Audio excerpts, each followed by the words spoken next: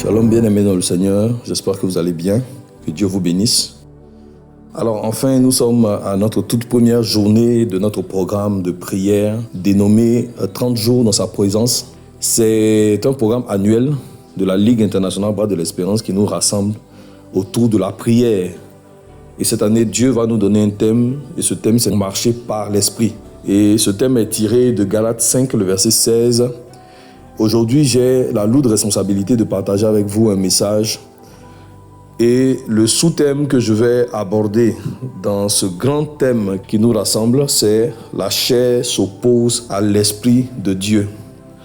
Alors, pour tous les internautes qui nous écouteront plus tard, pour tous les bien-aimés qui ne nous ont jamais entendus, je suis le frère Samuel Kai, président de la Ligue internationale Bras de l'Espérance. Nous allons donc prier le Seigneur et demander à Jésus-Christ de nous disposer pour l'écoute de sa parole. Éternel notre Dieu et notre Père, nous te bénissons, nous t'élevons, nous te rendons toute la gloire. Nous savons que nous ne pouvons rien faire en dehors de toi et nous ne désirons rien faire en dehors de toi. Nous voulons te laisser conduire toutes choses, nous voulons te laisser diriger toutes choses, nous voulons te laisser prendre le contrôle de toutes choses. Je prie que tu conduises ces temps de prière, ces temps d'exhortation, que nos cœurs soient disposés à l'écoute de ta parole, et que le canal que tu te choisis parle exactement comme tu lui ordonnes de parler. Et que rien de nous-mêmes ne paraisse, mais que tout soit fait pour la seule gloire de ton Saint-Nom. Béni sois-tu pour l'écoute de chacun de nous, dans le nom de Jésus-Christ. Amen. Amen, que Dieu vous bénisse, bien-aimés. Nous allons, comme je l'ai dit tantôt, parler d'un sous-thème qui est la chair s'oppose à l'Esprit de Dieu. Et bien avant d'aller dans ce thème, nous allons retracer plus ou moins le contexte du thème principal des 30 jours dans sa présence. Et pour pouvoir retracer ce contexte, nous pouvons lire Galates 5 à partir du verset 14 qui nous dit ceci. Car toute la loi est accomplie dans une seule parole, dans celle-ci. Tu aimeras ton prochain comme toi-même. Mais si vous vous mordez et si vous dévorez les uns les autres, prenez garde que vous ne soyez détruits les uns par les autres. Je dis donc, marchez selon l'esprit et vous n'accomplirez pas les désirs de la chair. Donc voici effectivement le contexte de ce passage. L'apôtre Paul, après avoir salué l'église, ou bien les Galates, après avoir abordé plusieurs sujets, va déboucher finalement sur la question de l'attitude de l'église qui, bien qu'étant sauvée par Jésus-Christ, avait encore un attachement à la loi. Pourquoi ? L'Église pratiquait encore la circoncision, comme si cela devait constituer un élément de salut ou de délivrance. En Afrique aujourd'hui, c'est de coutume que nous nous faisons circoncis. Donc on ne peut pas dire que se faire circoncis est anti-biblique, ou bien que cela ne correspond plus à la volonté de Dieu. Mais se circoncire en pensant que c'est cela le moyen du salut, c'est une erreur. Et c'est sur cet élément-là que l'apôtre Paul est en train de mettre le doigt. Mais bien plus, il venait aussi toucher certaines attitudes qu'il y avait dans l'église, qui se mêlaient à la spiritualité et qui faisaient que finalement, l'église devait prendre conscience qu'elle devait aller au-delà de son appréciation des réunions de prière, la manifestation des dons spirituels, mais qu'elle devait faire une analyse profonde de son état, afin d'identifier tout ce qui la rendait impropre au salut de Christ ou non conforme à l'image parfaite de Jésus-Christ. Donc il est important que nous puissions comprendre cela. Marcher selon l'esprit et vous n'accomplirez pas les désirs de la chair intervient dans un contexte où l'Église, bien que pratiquant les œuvres de la foi, s'éloigne dans certains aspects de ce que Dieu désire voir l'Église manifester comme état de vie. Donc nous allons maintenant entrer dans le vif du sujet. Je rappelle encore une fois que notre sous-thème c'est « La chair s'oppose à l'Esprit de Dieu ». Le premier point que nous allons relever pour comprendre ce thème, c'est que tout homme est un esprit qui possède une âme et réside dans un corps. Ça, c'est une chose normalement qu'on ne devrait pas nous enseigner. Nous le savons tous. Mais la parole de Dieu nous donne des éléments qui peuvent attester cela. 1 Thessaloniciens 5, le verset 23 nous dit que le Dieu de paix vous sanctifie lui-même tout entier et que tout votre être, l'esprit, l'âme et le corps soient conservés irrépréhensibles lors de l'avènement de notre Seigneur Jésus-Christ. Donc, la Bible ici est en train de nous dire que nous sommes constitués de différents éléments. C'est ce qu'on appelle notre être. Et dans notre être, nous avons l'esprit, nous avons l'âme et nous avons également le corps. Nous allons alors aller encore plus loin. 2 Corinthiens 5 à partir du verset 4 nous dit: car tandis que nous sommes dans cette tente, nous gémissons, accablés parce que nous voulons non pas nous dépouiller, mais nous revêtir, afin que ce qui est mortel soit englouti par la vie. Et celui qui nous a formés pour cela, c'est Dieu qui nous a donné les arts de l'esprit. Nous sommes donc toujours pleins de confiance et nous savons qu'en demeurant dans ce corps, nous demeurons loin du Seigneur, car nous marchons par la foi et non pas par la vue. Nous sommes pleins de confiance et nous aimons mieux quitter ce corps et demeurer auprès du Seigneur. C'est pour cela aussi que nous nous efforçons de lui être agréable, soit que nous demeurions dans ce corps, soit que nous le quittions. Donc vous voyez effectivement, nous sommes un ensemble de parties, mais principalement nous sommes esprits, nous détenons une âme et nous habitons dans un corps. Et ce corps, nous pouvons le quitter. Et lorsque nous quittons notre corps, biologiquement, nous parlons de la mort, n'est-ce pas? Et donc, il faut qu'on ait ce schéma en tête pour bien comprendre la suite du message. Il faut qu'on soit conscient que nous ne sommes pas premièrement corps. Le corps est certes ce que nous voyons physiquement, mais ce n'est pas nous. Ce n'est pas notre essence. Ce n'est pas ce que nous sommes intrinsèquement. Nous sommes premièrement des esprits. Et ces esprits-là ont la faculté d'avoir des relations ou une relation avec ceux qui les entourent, n'est-ce pas? Donc, cette faculté à avoir des relations, à établir des liens avec les autres, avec l'environnement qui nous entoure, est contenue dans ce qu'on appelle l'âme. L'âme qui est étroitement liée à notre esprit. Et tout cet ensemble-là va résider à l'intérieur d'une entité matérielle qu'on appelle le corps. Il est très important que nous puissions le comprendre ainsi. Alors, le corps va souvent porter dans la parole de Dieu le nom de chair.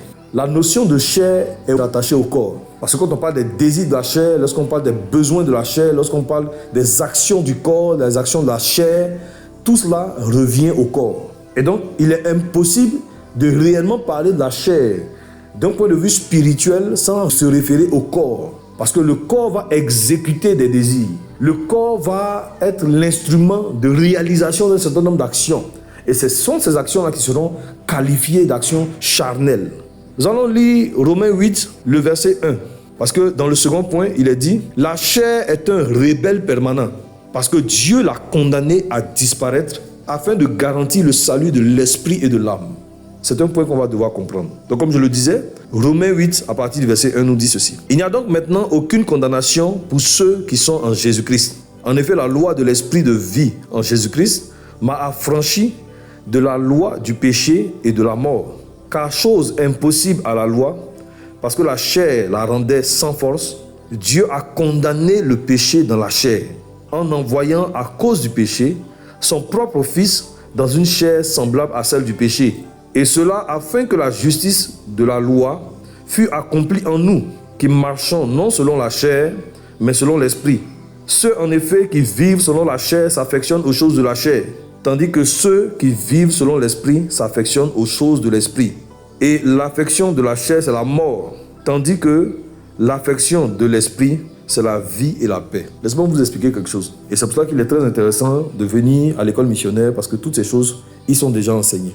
Vous savez, lorsque Ève et Adam ont péché dans le jardin d'Éden, ils ont introduit dans l'humanité, dans leur lignée, dans leur postérité, dans leur descendance, la notion de la mort, la notion de la séparation d'avec Dieu. Et donc nous avons constaté qu'à partir du moment où le péché est entré dans le monde, les hommes ont commencé à mourir. C'est-à-dire à un certain âge, à une certaine période, le corps cessait de fonctionner, n'est-ce pas? Et le Seigneur va nous révéler dans Romains 8 une chose que nous n'avions peut-être jamais vue dans les Écritures. C'est qu'en fait, Dieu a tenu le corps responsable pour le péché que Adam ou les hommes dans leur généralité commettaient. Qu'est-ce que ça dit? Cela veut dire que Adam qui a pris la décision, en tout état de cause, de manger un fruit qui lui était interdit, n'a pas entièrement été frappé par la condamnation, par la sentence. Dieu a condamné son péché en s'en prenant à son corps. Et pourtant, l'homme qui a péché à ce moment-là, ce n'était pas un homme charnel, c'était un homme spirituel. C'était un homme qui n'avait pas encore péché, mais qui allait vers le péché. Donc, c'était en tout état de cause un esprit qui allait commettre le péché. Mais Dieu, sachant que s'il condamnait l'esprit à la mort, il condamnait définitivement l'homme, sans aucun moyen de rachat. Et c'est le cas de Lucifer et des démons qui l'ont suivi dans la rébellion. C'est un esprit qui a été condamné. Et il a été condamné pour toujours. Il n'y a plus aucun moyen de rachat pour lui. Et donc Dieu, concernant l'homme, va agir autrement. Parce qu'il sait qu'il a créé l'homme avec différentes parties. Et il y a une de ces parties qu'on peut retirer sans détruire le reste. Et cette partie-là, c'est le corps. Donc qu'est-ce que Dieu va faire? Dieu va frapper le corps pour le péché de l'homme, tout en étant conscient que c'était un esprit qui a pris la décision d'orienter son corps vers le péché. C'est pour cela qu'il faut qu'on soit conscient que lorsque nous posons un certain nombre d'actions, soit que nous mentons, nous trichons, nous sommes orgueilleux, nous volons, etc., ce n'est pas le corps qui est à la manœuvre essentiellement dans ces choses. Mais l'ordre vient de l'esprit que nous sommes. Mais qu'est-ce que Dieu fait? Dieu, espérant que nous puissions un jour changer de voie et accepter de marcher autrement, ne va pas condamner l'esprit. Parce que cette condamnation peut être fatale, peut être éternelle pour nous. Qu'est-ce qu'il va faire? Il va frapper le corps. Il va faire en sorte que ce soit le corps qui subisse le poids du jugement, afin que si l'esprit un jour décide de revenir sur ses pas, afin de pratiquer la justice de Dieu, puisse avoir une chance d'être sauvé. C'est bon? Le revers de cette affaire, c'est que le corps, après le péché, a commencé aussi à avoir une manière de s'exprimer. Et la voix du corps, ça sera une voix de rébellion. Parce que le corps va trouver injuste que pour un péché qui a été ordonné par l'esprit et que lui, il a simplement exécuté, on puisse lui le condamner. C'est comme quelqu'un qui dira, mais moi je n'ai rien fait. Moi je n'ai rien fait. Tel que tu nous as conçus là, celui qui pilote l'avion, mais c'est l'esprit. Comment se fait-il que moi je dois mourir et que le vrai coupable continue à vivre? Et donc, le corps va commencer à servir de plateforme pour orienter l'homme vers des choses qui sont sanctionnées par Dieu, qui sont réprimées par Dieu. Et c'est pour cela que nous disons, en second point, que la chair est un rebelle permanent, parce que Dieu l'a condamné à disparaître. Et la preuve, c'est que même quand nous donnons notre vie à Jésus-Christ, nous ne sommes pas systématiquement enlevés, ou bien la mort physique n'est pas annulée. Le chrétien, quoi qu'ayant donné sa vie à Jésus-Christ, verra une mort physique. Maintenant, si Dieu nous fait la grâce d'expérimenter l'enlèvement et que nous sommes enlevés, le corps sera détruit le jour de l'enlèvement et nous allons revêtir un nouveau corps. N'est-ce pas? Donc, quel que soit le chemin, le salut en Christ, le fait d'accepter Jésus-Christ comme étant Seigneur et Sauveur personnel de sa vie, ça n'annule pas la mort. On a tous un rendez-vous avec la mort. Du moins, la destruction du corps va forcément arriver. Et le corps conscient de cette réalité devient un rebelle, devient un opposant. Et c'est pour cela que nous devons faire attention à tout ce que le corps nous envoie comme signal. Parce que ce signal-là, c'est un signal parfois de rébellion. Lorsque vous avez faim et que vous voulez manger quelque chose, le corps agit bien. Parce que si vous ne mangez pas, vous pouvez accélérer le processus de la mort, dans certains cas. Mais le corps, parfois, dans son désir d'assouvir la faim, peut vous amener à manger des choses qui sont dangereuses pour vous. N'est-ce pas?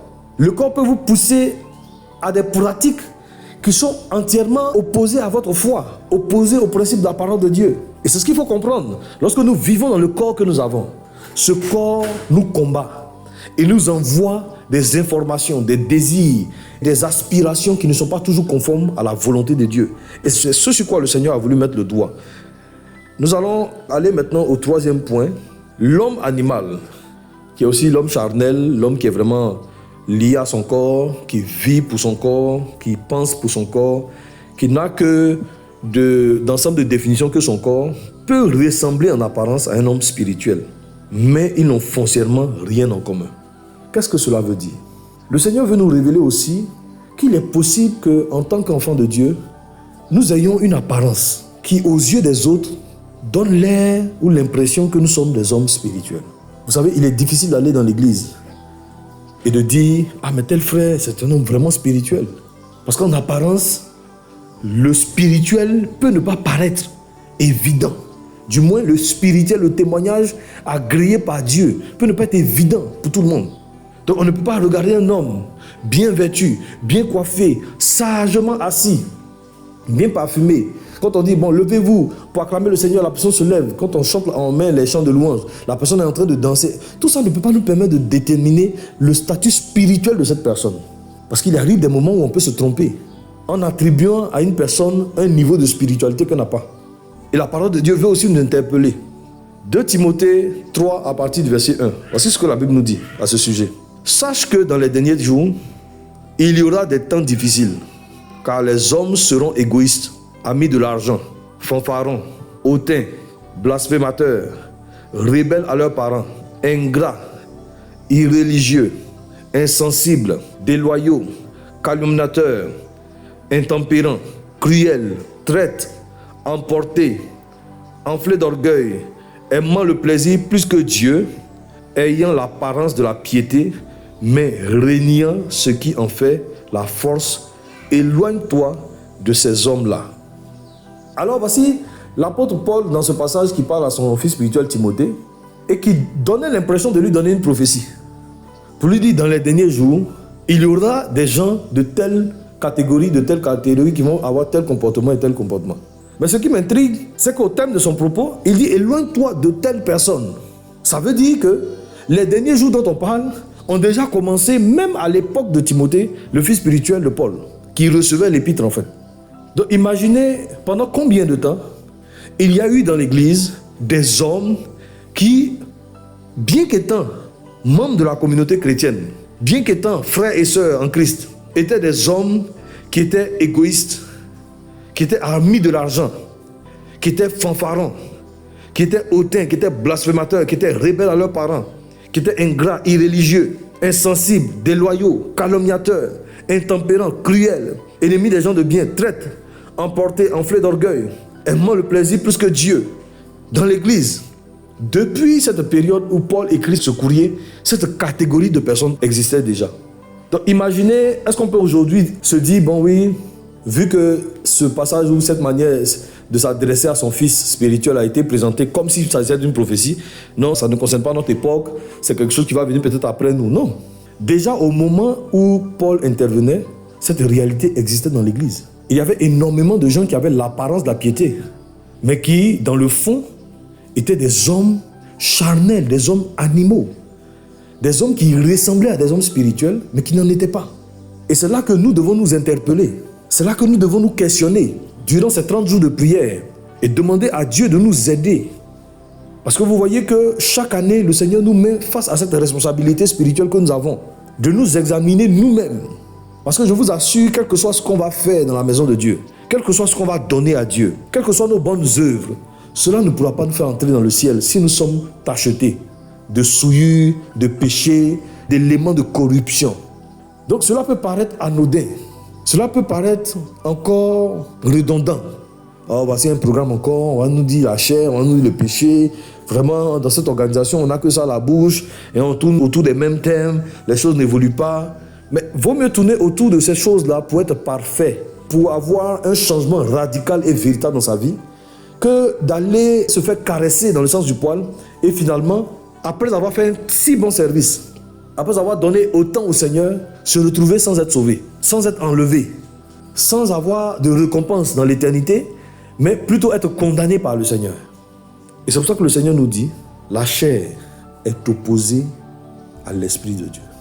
On peut paraître spirituel, au point même d'en être convaincu et ne pas être un homme spirituel. On peut avoir l'impression qu'à tout moment, l'on est conduit par Dieu et n'être en rien du tout conduit par Dieu. On peut même manifester le Saint-Esprit, mais avoir eu toujours du mal à être conduit en toutes choses par le Saint-Esprit. N'y a-t-il pas des éléments dans notre vie ou des périmètres de notre vie où le Saint-Esprit n'a pas de pouvoir? N'y a-t-il pas un niveau qu'on n'arrive pas à dépasser parce que retenu par des faiblesses de la chair dont on n'arrive pas à se débarrasser? C'est par rapport à cela que le Seigneur nous adresse ce message aujourd'hui. Alléluia. Et cela va m'amener au 4e point de notre message d'aujourd'hui, que Dieu nous accorde la grâce de devenir de véritables hommes spirituels. En effet, c'est une œuvre qui n'est pas humaine. C'est pour cela que nous cherchons Dieu dans la prière.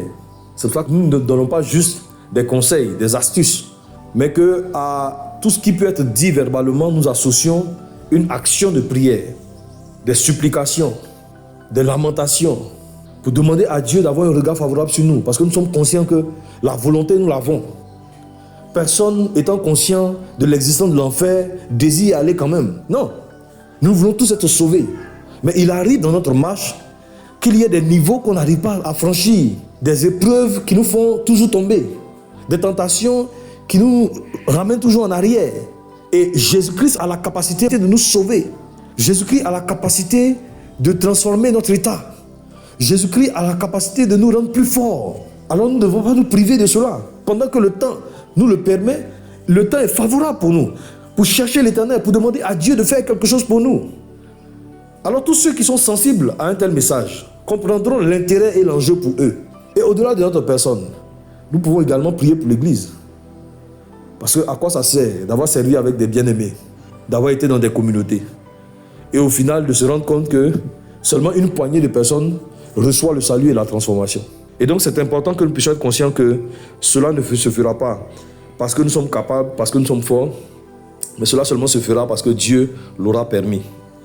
Nous allons lire ensemble Éphésiens 4, le verset 10 qui nous dit ceci. « Celui qui est descendu, c'est le même qui est monté au-dessus de tous les cieux, afin de remplir toutes choses. Et il a donné les uns comme apôtres, les autres comme prophètes, les autres comme évangélistes, les autres comme pasteurs et docteurs, pour le perfectionnement des saints en vue de l'œuvre du ministère et de l'édification du corps de Christ, jusqu'à ce que nous soyons tous parvenus à l'unité de la foi et de la connaissance du Fils de Dieu, à l'état d'homme fait, à la mesure de la stature parfaite de Christ, afin que nous ne soyons plus des enfants flottants et emportés à tout vent de doctrine par la tromperie des hommes, par leur ruse dans les moyens de séduction, mais que, professant la vérité dans la charité, nous croissions à tous égards en celui qui est le chef,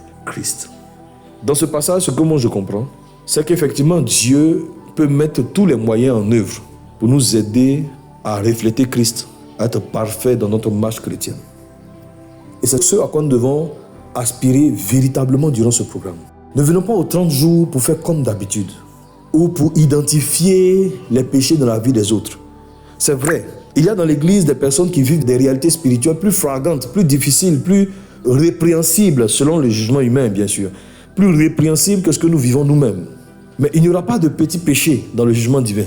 Donc il est important que, même si nous pensons avoir triomphé dans plusieurs domaines, si nous constatons qu'il y a encore des choses qui nous maintiennent, qui résistent dans notre vie, desquelles nous avons encore du mal à nous séparer, il est important de chercher Dieu pour ça. Et pourquoi ne même pas prier par anticipation, pour demander à Dieu de se glorifier, afin que jamais, jamais nous ne puissions nous retrouver dans un état de chute morale, dans un état de déviation, dans un état d'apostasie, mais que Dieu entretienne cette flamme du réveil en nous, afin que jamais ne soyons disqualifiés, mais que nous puissions aller de gloire en gloire jusqu'à son retour ou jusqu'à ce que la mort vienne nous prendre.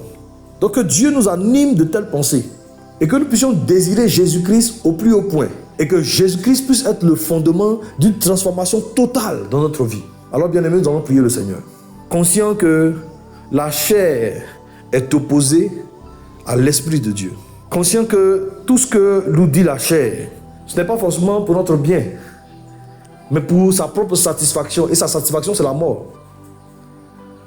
La Bible dit l'affection de la chair, c'est la mort. Parce que la chair veut pécher, le corps veut pécher. Donc aimer trop son corps, c'est aimer la mort. Parce que le salaire du péché, c'est la mort. Et le corps veut pécher. Le corps veut faire des choses que Dieu n'aime pas. Le corps veut valider des actions que Dieu n'aime pas. Alors, vu que ce corps fait partie de nous, il est rattaché à nous. C'est un ennemi auquel nous sommes associés déjà. Qu'est-ce que nous pouvons faire? Demander la grâce de Dieu, afin que Dieu nous aide à triompher de la faiblesse de notre corps, à triompher des assauts de notre corps, afin que Jésus-Christ soit toujours glorifié par notre témoignage et qu'au dernier jour, il nous donne un témoignage favorable. Il nous accepte dans son royaume. Prions le Seigneur. Père éternel, nous te bénissons pour ce partage. Merci pour les frères et sœurs qui vont écouter ce message. Nous te prions parce que nous sommes conscients de nos faiblesses. Nous te prions parce qu'au-delà des